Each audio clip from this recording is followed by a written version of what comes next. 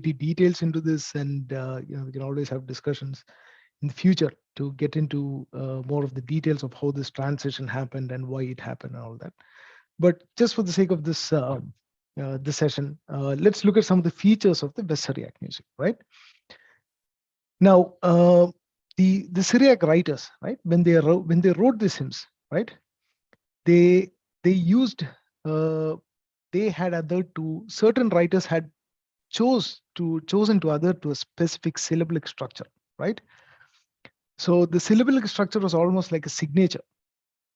So based on the syllabic structure, a person, when they read that hymn or when they recited that hymn, they knew that, okay, this hymn belonged to or was penned by so and so person, because it adhered to that syllabic structure. So based on that, they were able to recognize the author of the hymn, right? People, when they recite the hymn, they were able to recognize the author of the hymn. A very good example is, and I have stated a few examples here.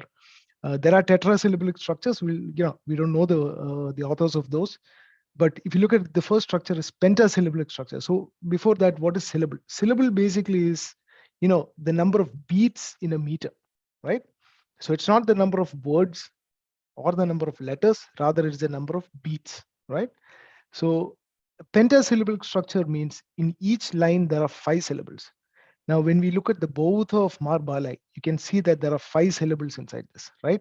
So when we say Janani Parishuddha, Prarthanayal na dha, right? 5 syllables are there.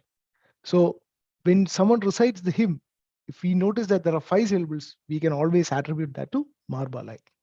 Similarly, we have heptasyllabic structure, right? So Saint Ephraim wrote his hymns as heptasyllabic or 7 syllables, right? When we see, right? Yangal tan karta ve ni. 7 syllables are there, right? Karunyam che yangal mel, right? So each of that line in between represents a syllable. So Ephraim used to write all his hymns in syllable. You can today take our Holy Qurbana book, wherever you see the title Mar Ephraim, start singing the hymns and counting the syllables, you'll find 7 syllables over there. Similarly, Saint Jacob or Mar Yaqub, right? His hymns were dodecasyllabic in structure, so 12 syllables. So if someone read his hymns and they started reciting the hymns and they started counting the syllables, okay, they knew that this was penned by Saint Jacob or Mar Yaqub, right? You can see Madhuru Vishuddha Smriti Sambandham. That hymn is having 12 syllables per line.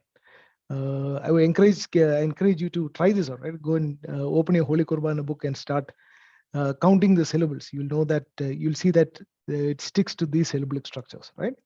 So again, like I said, these syllabic structures were mainly, it was like a signature. The authors had chosen to write in a particular syllabic structure to indicate that they